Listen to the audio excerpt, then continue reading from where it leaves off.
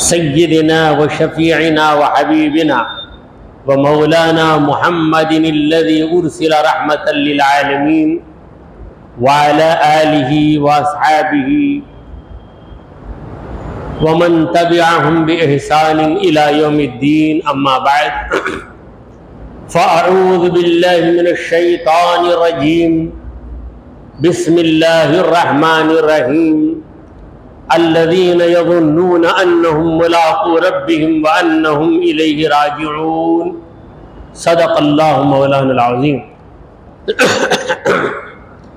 حاضرین محفل، السلام علیکم ورحمۃ اللہ وبرکاتہ.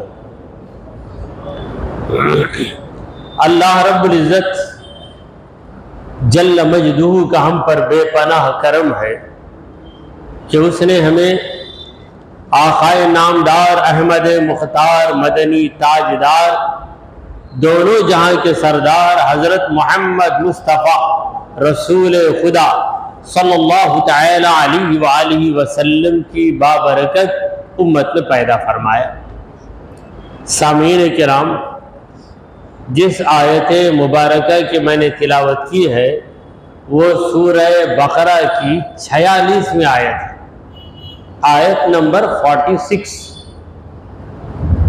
اس آیت میں اللہ تبارک و تعالی ان لوگوں کے اوصاف بیان کرتا ہے جو خشوع و خضوع والے، جن کے دل اللہ کی بارگاہ میں جھکے ہوئے ہیں اور جن کے لیے نماز مشکل کام نہیں بلکہ نماز ہی میں انہیں مزہ ملتا ہے. نماز ان کے لیے بھاری کام نہیں بلکہ نماز کے بغیر انہیں چین ہی نہیں ملتا. وہ لوگ کون ہیں؟ الذین یظنون، جو لوگ یہ عقیدہ رکھتے ہیں، ظن غالب رکھتے ہیں، یقین رکھتے ہیں، انہم ملاقو ربہم، کہ وہ اپنے رب سے ملاقات کرنے والے ہیں. دل میں یہ عقیدہ رکھ کہ میں میرے رب کے سامنے حاضر ہونے والا ہوں. ملاقات کا معنی کیا ہے؟ آمنے سامنے ہونا، یہ ملاقات. میدان محشر میں ہر بندے کو اللہ کی بارگاہ میں حاضر ہونا یہ حتمی بات ہے. اس میں دو رائے، دو خیالات نہیں. تمام مسلمانوں کا متفقہ عقیدہ ہے کہ قیامت کے دن اللہ کی بارگاہ میں ہم کو حاضر ہونا ہے. یہ عقیدہ تو ہے مگر یہ عقیدہ دل میں حاضر نہیں رہتا. دل میں حاضر نہیں رہتا بلکہ آدمی غفلتوں میں اس طرح کھو جاتا ہے کہ اپنی موت کو بھی بھول جاتا ہے. میں مرنے والا ہوں یہ بات بھی بھول جاتا اور دنیا کو اس طرح بٹورتا گویا کہ دنیا میں ہزاروں برس اسے رہنا ہے. اس طرح دنیا کو جوڑ کے رکھتا ہے. پروردگار کہتا ہے کہ الذی جمع مالا وعددہ، جو مال کو جمع کرتا ہے وعددہ، اور اسے بار بار گن کر رکھتا ہے. بار بار گن کر رکھتا ہے. مال کی حفاظت سے بڑھ کر مال کی محبت میں یہ کام کرتا ہے. تو جو لوگ یہ عقیدہ رکھتے ہیں کہ ہمیں اللہ کے روبرو حاضر ہونا ہے، وَأَنَّهُمْ إِلَيْهِ رَاجِعُونَ، اور انہیں اللہ کی طرف واپس جانا ہے. یہ واپس جانا یہ اسی وقت درست ہوگا جب ادھر سے آنا ثابت ہو. اگر میں کہوں کہ مجھے بنگلور واپس جانا ہے تو مطلب یہ ہوا کہ میں بنگلور سے آیا ہوں. اگر بنگلور سے نہیں آتا تو میں یہ کہتا کہ بنگلور کو مجھے جانا ہے. جانا اس کے لیے ذاہبون کا لفظ ہے مگر راجعون کا لفظ واپس جانا ہے. ہم کہتے ہیں ٹرین آ گئی مگر ٹرین آ کر پھر الٹے قدم اسی جگہ جا رہی ہے تو ہم کہتے ہیں واپس گئی. تو یہاں اللہ کہہ رہا ہے کہ وہ لوگ یہ یقین رکھتے ہیں کہ ہم کو واپس اپنے رب کے پاس جانا ہے۔ پتہ چلا کہ ہم آئے رب کے پاس سے آئے، اس کی بارگاہ سے آئے۔ اس دنیا میں آنے سے پہلے ہم ایک دنیا میں تھے، وہ دنیا روحوں کی دنیا جسے عالم ارواح کہا جاتا ہے، عالم ارواح۔ ہم اس دنیا کی رنگینیوں میں آ کر اس عالم کو بالکل بھول چکے، کسی کو یاد نہیں ہے۔ اس عالم میں یعنی اس دنیا میں جو عالم کہہ رہا ہوں اس کا معنی ہے دنیا۔ مدراس میں عالم کا دوسرا مطلب ہے، بس میں بہت عالم ہے، مارکیٹ میں بہت عالم ہے، وہ عالم نہیں ہے، ایک کائنات، ایک یونیورس، ایک دنیا۔ تو اس دنیا میں آنے سے پہلے، اس عالم میں آنے سے پہلے ہم کسی عالم میں تھے، اس عالم کا نام ہے روحوں کا عالم۔ اس عالم میں اللہ تعالیٰ نے ہم سے عہد لیا ہے، پرامس لیا ہے۔ وہ عہد کیا ہے؟ الست بربکم، کیا میں تمہارا رب نہیں ہوں؟ اللہ نے ہم سے پوچھا، قالوا بلا، ہم سب نے ایک زبان ہو کر جواب دیا کہ بلا۔ اس کا مطلب کیا ہے بلا کا؟ کیوں نہیں، واقعی تو ہمارا رب ہے، اس میں شک اور شبہ کی گنجائش ہی نہیں، یقیناً تو ہمارا پالن ہار ہے۔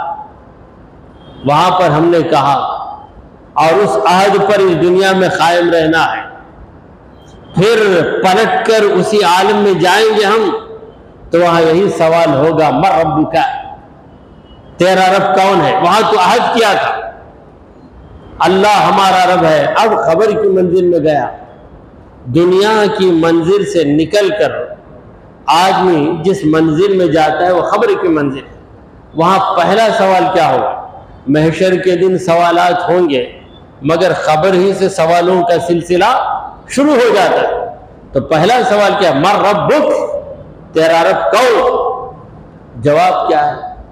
جواب بڑی آسانی سے ہمیں یاد ہے، اللہ ربی، اللہ میرا رب ہے، اللہ میرا رب ہے۔ وہ جواب اس وقت آپ کو دینا ہے تو یہاں قائم رہنا ہے، یہاں قائم نہیں رہیں گے تو وہاں جواب یاد نہیں آئے گا۔ تو قائم کیسے رہنا ہے؟ اللہ میرا رب ہے، یہ قائم رہنا، اس کا مطلب ہمیشہ اس خیال میں مگن رہنا کہ اللہ ہی مجھے پال رہا ہے، میری محنت ایک طرف، میری کوشش ایک طرف، یہ سب جو ہے کچے دھاگے ہیں، کچے دھاگے ہیں، کچے دھاگے ہیں۔ حقیقت میں پالنے والا میرا پروردگار ہے۔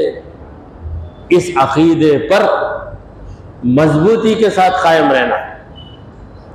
جب پوری زندگی اس عقیدے پہ قائم رہیں گے تو جب قبر میں جائیں گے سوال ہوگا من ربک، فوراً ہمارا جو عقیدہ دنیا میں تھا وہ عقیدہ ہمیں یاد آ جائے۔ جیسے کہیں آپ کو جانا ہے، نظم سنانا ہے، نظم سنانا ہے، آپ ایک بار نظم پڑھ لیں گے تو کیا وہ سنا سکتے ہیں؟ بار بار پڑھنا ہے تب جا کر آپ سنائیں گے۔ آپ کو ایک سورہ پڑھنا ہے، نماز کی امامت کوئی کر رہا ہے، امام صاحب ہیں، ایک سورہ پڑھنا ہے تو اس سورے کو بار بار پڑھیں گے، یاد ہو جائے گا۔ وہاں کھڑیں گے تو خود بخود آتا جائے گا، خود بخود، آٹومیٹک، خود بخود آتا جائے گا۔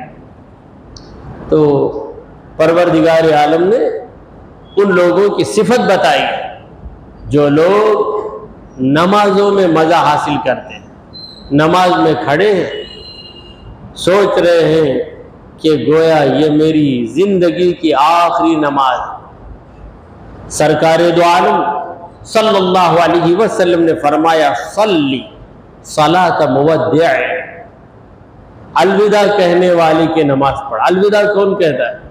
جو رخصت ہو جاتا ہے، جو رخصت ہوتا ہے وہ الوداع کہتا ہے۔ یہاں کے انداز میں ٹاٹا بتاتا ہے الوداع، ہمارے لب و لہجے میں الوداع کہتا ہے، رخصتی لیتا ہے۔ تو رخصتی لینے والا کب رخصتی لے گا؟ جب اس کے نکلنے کا وقت آ گیا، آخری وقت۔ تو ہر نماز کے وقت یہ سوچو کہ شاید میری زندگی کی یہ آخری نماز ہے، تو اس نماز میں کیسا مزہ ملے گا، کیسا مزہ ملے گا؟ ایسا مزہ ملے گا جسے لفظوں میں بتایا نہیں جا سکتا۔ جو یہ سوچ کے نماز پڑھے گا اسے خود محسوس ہوگا کہ کیا مزہ ملتا ہے، کیا لطف ملتا ہے۔ تو یہ آیت کریمہ کی ایک توجیہ تھی۔ دوسری توجیہ یعنی اس کی وضاحت، اس کے ایکسپلینیشن کا ایک دوسرا انداز، ملاقو ربہم، اپنے رب کے سامنے حاضر ہیں، یظنون انہم ملاقو ربہم، کہ وہ اپنے رب کے سامنے حاضر ہیں۔ ہمیشہ یہ اعتقاد رہے کہ اللہ کے سامنے میں حاضر ہوں، اللہ مجھے دیکھ رہا ہے۔ ہمارے حضرت غوث العظم دستگیر جیلانی قدس اللہ سرہ النورانی، ان کا ایک وظیفہ ہے، غوث پاک کا ایک وظیفہ جو اپنے مریدین کو سکھاتے تھے، ہم بھی اس وظیفے پہ عمل کر سکتے ہیں۔ اللہ ناظری، اللہ حاضری، اللہ معی، تین جملے سمجھ کر بولیں گے تو مزہ ملے گا، سمجھے بغیر بولیں گے ثواب تو مل جائے گا، اتنا تو سمجھ لیں گے کہ ہم اللہ اللہ بول رہے ہیں۔ اللہ ناظر، اللہ مجھے دیکھ رہا، ناظر، اللہ کی نظر ہے مجھ پہ، اللہ ناظری، اللہ مجھے دیکھ رہا ہے، اللہ حاضری، اللہ میرے ساتھ ہے، اللہ حاضر ہے، اللہ غائب نہیں ہے، اللہ حاضر ہے، اللہ معی، اللہ میرے ساتھ ہی ہے، مجھ سے دور نہیں ہے۔ بس یہ ورد جاری رکھ، مشق کے لیے 5-10 منٹ کر لو، جب مشق ہو جائے گی آپ کسی بھی کام میں رہیں، یہ ورد آپ کے ذہن میں گردش کرتا رہے گا، اللہ ناظری، اللہ حاضری، اللہ معی، اللہ مجھے دیکھ رہا ہے، اللہ میرے سامنے حاضر ہے، میں رب کے سامنے حاضر ہوں اور اللہ میرے ساتھ۔ تو یہ عقیدہ رکھنے والے یہ کبھی خدا سے غافل نہیں ہو سکتے۔ حضرت جبرائیل علیہ السلام انسانی روپ میں آئے اور رسول کریم صلی اللہ علیہ وسلم سے پوچھا کہ مل احسان، یا رسول اللہ احسان کیا ہے؟ یہ احسان کا مطلب ہے اچھے طریقے سے عبادت کرنا۔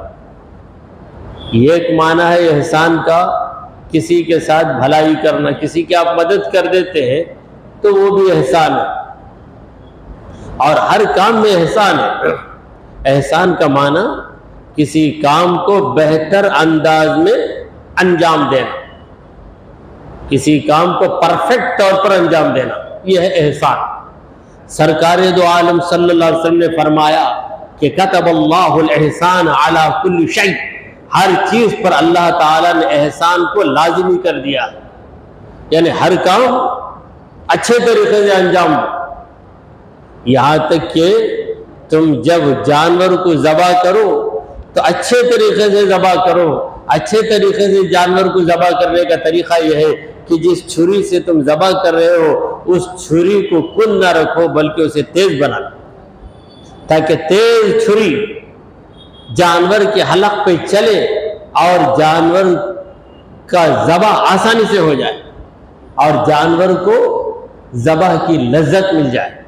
اگر تم ایسی چاقو رکھے چھری جو کاٹتی نہیں ہے تو آدھی رکھ کاٹ کے چھوڑ دو گے تو اسے تکلیف ہوگی۔ ہر چیز میں اللہ تعالیٰ نے احسان کو لازمی بنا دیا ہے۔ کوئی پانی پیو، اچھے طریقے سے پانی پیو، غٹ غٹ غٹ غٹ غٹ جانور کی طرح مت پیو، پہلے ایک گھونٹ پیو، بسم اللہ کہہ کے ایک گھونٹ پانی پیو، پھر گلاس کو ذرا دور کرو، پھر دوسری بار پیو، پھر وقفہ دو، پھر تیسری بار اتنا پیو کہ طبیعت سیر ہو جائے۔ تو ہر چیز میں احسان، احسان کا ایک معنی وہ ہے جسے تمام لوگ سمجھتے ہیں، یعنی بڑا احسان ہے بھائی ان کا، میری مصیبت کے وقت پر مجھے خرچ دے کر احسان کرے، وہ احسان بھی ہے۔ اور احسن یحسن احسانا کا مطلب ہے کسی کام کو اچھے طریقے سے انجام دینا۔ اب عبادت بھی تو ایک کام ہے، عبادت، بلکہ ایسا کام ہے کہ اسی کام کے لیے اللہ نے ہم کو پیدا کیا۔ زندگی آمد برائے بندگی، زندگی بے بندگی شرمندگی۔ زندگی ملی ہے بندگی کے لیے، بندگی عبادت کے لیے ملی ہے۔ زندگی بے بندگی شرمندگی، وہ زندگی جو بندگی کے بغیر گزرتی ہے اس میں سوائے شرمندگی کے اور کیا ہے؟ تو عبادت کو اچھے طریقے سے انجام دینا۔ یا رسول اللہ احسان کیا ہے؟ جبرائیل علیہ السلام پوچھ رہے ہیں اور صحابہ کرام بیٹھے ہوئے، صحابہ کو پتہ نہیں کہ پوچھنے والے جبرائیل ایک انسان کے روپ میں آئے۔ تو سرکار دو عالم صلی اللہ علیہ وسلم نے جواب دیا، ان تعبد اللہ کأنک تراہ، یہ احسان یہ ہے کہ تو عبادت کرے اللہ کی گویا کہ تو اسے دیکھ رہا۔ یہ ہے عبادت کو اچھے طریقے سے انجام دینا۔ ان تعبد اللہ کأنک تراہ، کہ تو عبادت کرے اللہ کی گویا کہ تو اسے دیکھ رہا ہے۔ فَإِن لَمْ تَكُنْ تَرَاهُ، پس اگر تو اسے نہیں دیکھ رہا ہے، یہ تیرے بس کی بات نہیں۔ رب کو دیکھ کر رب کی عبادت کرنا یہ بڑی ہستیوں کا کام، ہم سے کہاں ہو سکتا ہے؟ رسول کریم صلی اللہ علیہ وسلم نے فرمایا کہ فَإِن لَمْ تَكُنْ تَرَاهُ، پس اگر تو اسے نہیں دیکھ رہا ہے، فَإِنَّهُ يَرَاكَ، یقیناً وہ تجھے دیکھ رہا ہے۔ اتنا تو مان لے، اتنا تو تصور رکھ، یہ بھی تیرے بھیجے میں نہیں ہے، تو پھر تیری نماز کیا نماز ہے؟ وہ بھی کوئی نماز ہے جس میں نہ یاد یار، یار کی یاد نہیں ہے، رب کا خیال نہیں ہے، مگر پڑھ رہے ہیں نماز، پڑھ رہے ہیں نماز۔ تو نماز کی صورت تو نظر آ رہی ہے، مگر نماز کی جو جان ہے، جو روح ہے، جو مغز ہے نماز کا، وہ حاصل نہیں ہے، وہ حاصل نہیں ہے۔ تو اسی لیے کتنے نمازی ایسے ہیں جو نمازیں پڑھ کر بھی اسی طرح خالی رہتے ہیں جس طرح کوئی بے نمازی خالی، مگر اس کا یہ مطلب نہیں کہ بے نمازی اچھے لوگ ہیں، وہ تو برے لوگ ہیں۔ میں عرض کرنا چاہتا ہوں کہ نماز پڑھو، اللہ نے توفیق دی ہے، مگر ڈھنگ سے پڑھو۔ کوئی بھی کام ڈھنگ سے کیا جائے۔ آپ گلاس میں پانی لے کر ڈھنگ سے پئیں گے تو پئیں گے، ڈھنگ سے پینے کے بغیر اچھالیں گے تو کیا ہوگا؟ پانی اچھل کر چہرے پہ پڑ جائے گا، مگر یہ خطرہ بھی آپ کے حلق کے اندر نہیں اترے گا بغیر ڈھنگ کے پئیں گے تو ہر چیز میں ڈھنگ چاہیے، رنگ بعد میں، ڈھنگ پہلے ہونا چاہیے۔ تو نماز بھی ڈھنگ سے پڑھو، اللہ کو دیکھ کر عبادت کرو، یہ نہیں ہو سکتا۔ اللہ تمہیں دیکھ رہا ہے، یہ خیال تو رکھو۔ اللہ کو دیکھ کر عبادت کرنا، اس کا نام ہے مشاہدہ، یہ بڑا درجہ ہے۔ ایسا نہیں کہ کسی کو حاصل نہیں ہے، اللہ کے مقبول بندوں کو حاصل ہے۔ حضرت علی رضی اللہ تعالی عنہ فرماتے ہیں، لم اعبد ربا لم ارہ، جس رب کو میں نہیں دیکھا اس کی میں عبادت نہیں کیا۔ یہ حضرت علی کا درجہ ہے کہ میں رب کی عبادت رب کو دیکھ کر کر رہا ہوں۔ یہ درجہ ہر ایک کو حاصل ہے، ہم کو کہاں سے حاصل ہوگا؟ ہماری تو حالت یہ ہے کہ ہم رب کا خیال لے آئیں، کیونکہ خیال نکل جاتا ہے، شیطان نکل جاتا ہے۔ فَإِمَّا يُنْسِيَنَّكَ الشَّيْطَانُ، جب شیطان تجھے بھلا دے، بھلانا اس کا کام ہے، یاد کرنا اے بندے تیرا کام ہے، تو میرا وفادار بندہ ہے تو مجھے یاد کیے بغیر کیسے رہ سکتا ہے؟ بھلانا اس کا کام ہے، وہ اپنا کام کر رہا ہے، مگر تو تیرا کام کہاں کر رہا ہے؟ یاد کرنا تیرا کام، بھلانا اس کا کام۔ مگر تیرا کام اتنا زبردست رہے کہ اس کا کام کمزور ہو جائے، وہ تجھے بہکاتے بہکاتے تھک جائے، مگر تو استقامت کے ساتھ رب کی یاد میں لگا رہے۔ رب کی جب یاد ہوتی ہے تو شیطان کی طاقت کم ہو جاتی ہے، ڈاؤن ہو جاتا۔ رب کو بھول گئے تو شیطان پاورفل ہو جاتا، طاقتور ہو جاتا۔ بہکانا، پھسلانا، وسوسے ڈالنا، غلط خیالات ڈالنا اس کے لیے بڑا آسان کام ہو جاتا۔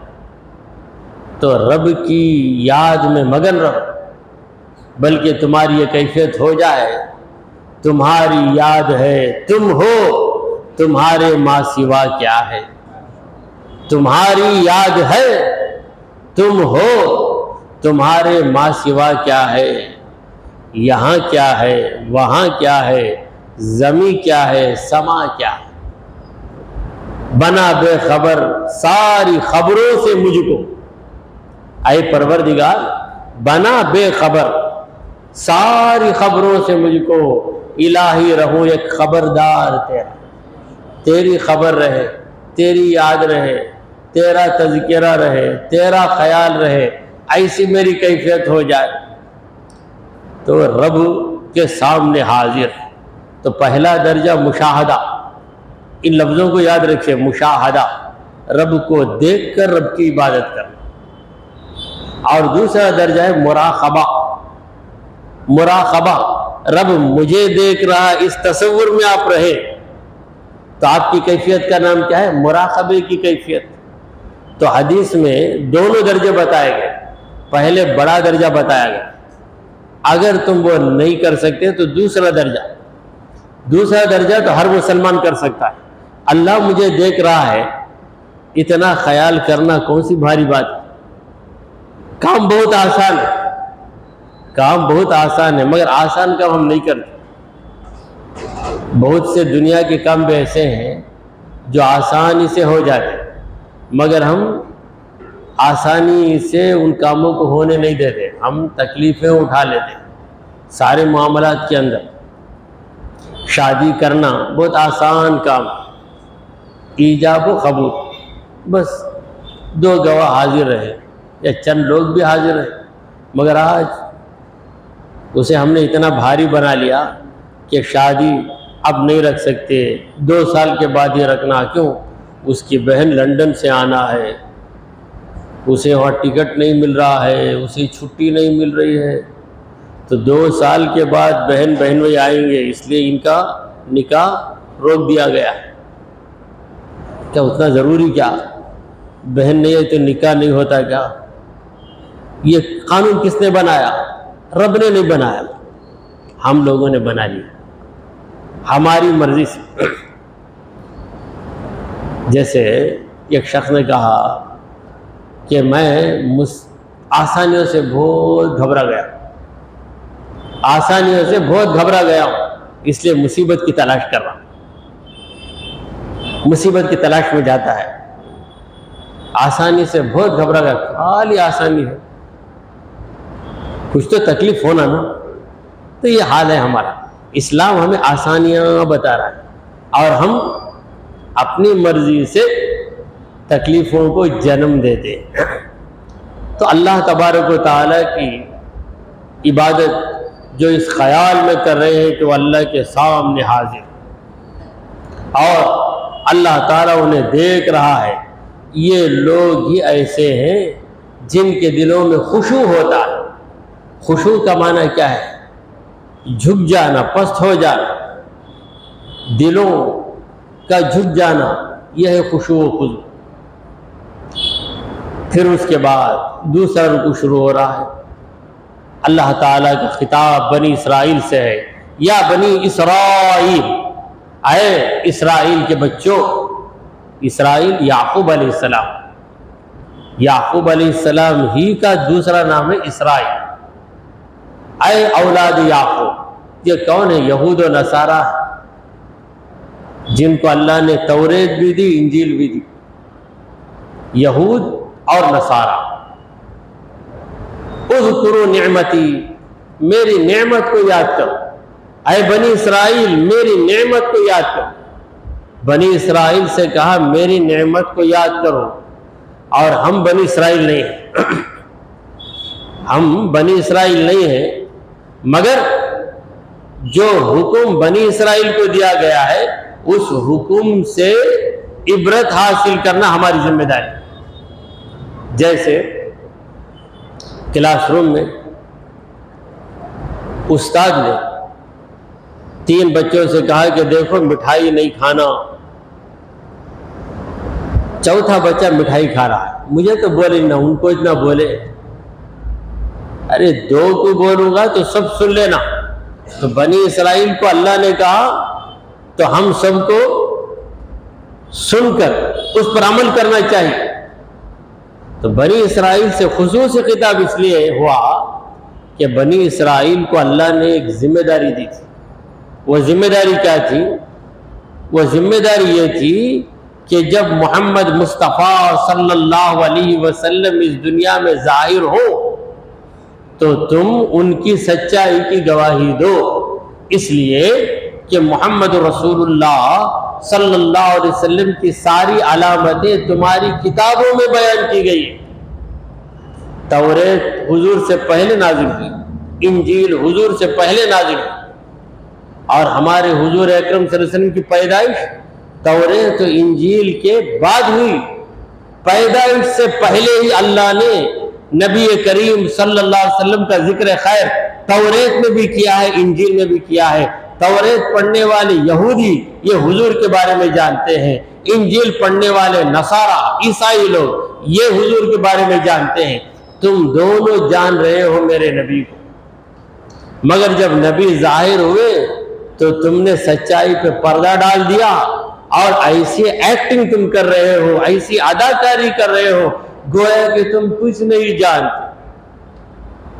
سب کچھ جان کر انجان بن رہے ہو, سب کچھ تمہیں معلوم ہے کیوں نادان بن رہے ہو. اذکروا نعمتی, اس لیے اللہ نے ان سے خصوصی خطاب کیا ہے. یا بنی اسرائیل, اے اسرائیل کے اولاد, اے یعقوب کی اولاد, اذکروا نعمتی, میری نعمت کو یاد کرو. رب کی نعمت کو یاد کرنا کون سا بھاری کام ہے؟ کیا نعمت یاد کرو؟ ایک صاحب بولے کیا نعمت یاد کروں, کیا نعمت یاد کروں؟ یہ جو سوچنے کا تجھے دماغ ملا ہے یہ دماغ بھی تو خدا کی نعمت ہے. اگر یہ دماغ نہیں ہوتا تو بے دماغ ہو جاتا. ایک ہوتا ہے بد دماغ, ایک ہوتا ہے بے دماغ. دو, ایک تو صحیح دماغ والا ہوتا, ایک بد دماغ برے دماغ والا, ایک بے دماغ. صحیح دماغ والا کون ہے؟ اسے کہیں گے نیک دماغ, اللہ اور اس کے رسول کے حکموں کو سمجھ کر عمل کرنے والا, ہر ایک کا حق جان کر حق ادا کرنے والا. بد دماغ اسے سمجھ ہے مگر ٹیڑھی ہی سمجھ, ٹیڑھا, اپنا فائدہ, دوسرا جیے یا مرے, اپنی غلطی بھی بھلائی, دوسرا اچھا کام کرے بھی تو برا کام. میں جو کروں گا وہ اچھا کام, میں کسی کو جان سے بھی مار کے آؤں, کیا کرا میں؟ ایک آدمی کو مار ڈالا ہوتا ہے, اتنا کرا. بھائی تو چوری کر کیا کرنا, چوری اتنا کرا, اسے جان سے مار دیا میں. یعنی انسان جو بد دماغ ہو جاتا اپنی غلطی کو غلطی مانتا بھی نہیں, سمجھتا بھی نہیں, اور دوسرے کو اس کی تعریف کریں گے, اس کی صحیح بات بتائیں گے, کیا کر رہا, کیا اٹھا دلا. بھائی مسجد کے لیے وہ 10 لاکھ دے دیا, بھائی کیا اتنا دیا, چاہتا بھی دے سکتا, کیا دے دیا. تو یہ بد دماغ. اور بے دماغ یہ پاگل ہے, دماغ ہی نہیں, اسے دماغ ہی نہیں, اچھے برے کی تمیز نہیں ہے, اسے پاک اور ناپاک کی تمیز نہیں ہے. تو اللہ نے ہمیں بے دماغ نہیں بنایا, یہی اس کی بہت بڑی مہربانی ہے. خدا نے دیکھنے کے لیے آنکھیں دی, یہ نعمت ہے. بولنے کے لیے زبان دی, کتنی نعمتیں گنائیں. پروردگار فرماتے ہیں وَإِن تَعُدُّوا نِعْمَةَ اللَّهِ, اگر تم اللہ کی نعمتوں کو گننے بیٹھ جاؤ، ذرا کاؤنٹنگ کریں گے، ہمارے پاس تو کمپیوٹر ہے، کروڑوں کا حساب ایک سیکنڈ میں ہو جاتا، ذرا نعمتوں کا حساب بتاؤ۔ اللہ نے کہا لا تحصوها، تم شمار ہی نہیں کر سکتے۔ تمہاری یہ کہ رگ اللہ کی نعمت اور رگوں میں دوڑنے والے خون کا یہ کہ قطرہ اللہ کی نعمت، تمہاری آنکھوں کی رگیں نرم نرم، یہ کہ رگ، یہ کہ ریشہ جو کام کر رہا ہے، یہ خدا کی نعمت ہے۔ کتنے گنو گے تو نہیں گن سکتے۔ تو اذکروا نعمتی، اے بنی اسرائیل میری نعمت کو یاد کرو، التی انعمت علیکم، جو نعمت میں نے تم پر کی ہے، تمہیں بڑا درجہ دیا، ایک پیغمبر کی اولاد میں پیدا کیا، وہ پیغمبر ہے یعقوب علیہ السلام، اور تمہیں کتاب کا علم دیا، توریت میری کتاب اس کا علم تم کو دیا، پھر انجیل آئی میری کتاب اس کا علم تم کو دیا، وَأَنِّي فَضَّلْتُكُمْ عَلَى الْعَالَمِينَ، میں نے پوری دنیا میں تم کو برتری دی ہے، فضیلت بخشی ہے، تم کو اہل علم بنایا، تم کو علم سے نوازا ہے تاکہ تم لوگوں کی رہبری کرو، مگر تم لوگوں کی رہبری کرنے کے بجائے لوگوں کی رہزنی کر رہے ہو، رہزنی کر رہے ہو یعنی غلط راستہ بتا رہے ہو۔ تم کو لوگوں کے سامنے کھلے لفظوں میں یہ گواہی دینا چاہیے کہ محمد صلی اللہ علیہ وسلم وہی رسول ہیں جن کا تذکرہ ہماری کتابوں میں ہے، یہ تمہیں کہنا چاہیے، اور تم یہ راز جانتے ہو، یہ راز تم جانتے ہو، مگر صرف ایک بیماری ہے تمہارے اندر، اس بیماری کی وجہ سے تم صحیح بات نہیں بتا رہے۔ کیا بیماری؟ آستما کیا؟ نہیں، وہ بھی نہیں، یا کوئی دوسری بیماری، لیور کی بیماری کیا؟ نہیں، کیا بیماری؟ حسد کی بیماری، حسد حسد حسد۔ کیا حسد؟ ہماری قوم میں محمد صلی اللہ علیہ وسلم پیدا نہیں ہوئے، دوسری قوم میں پیدا ہو گئے۔ سرکار دو عالم صلی اللہ علیہ وسلم بنی اسرائیل میں نہیں، ہمارے حضور صلی اللہ علیہ وسلم بنی اسماعیل میں، اسماعیل علیہ السلام کی اولاد سے، اور اسماعیل اور اسحاق دونوں میں کیا رشتہ ہے؟ چچا بھتیجے کا رشتہ ہے، تایا بھتیجے کا رشتہ ہے۔ اسماعیل علیہ السلام کے بھائی اسحاق علیہ السلام، ان کے بیٹے یعقوب علیہ السلام، اسماعیل و اسحاق میں بھائی بھائی کا رشتہ، اسماعیل علیہ السلام اور یعقوب علیہ السلام میں تایا بھتیجے کا رشتہ ہے۔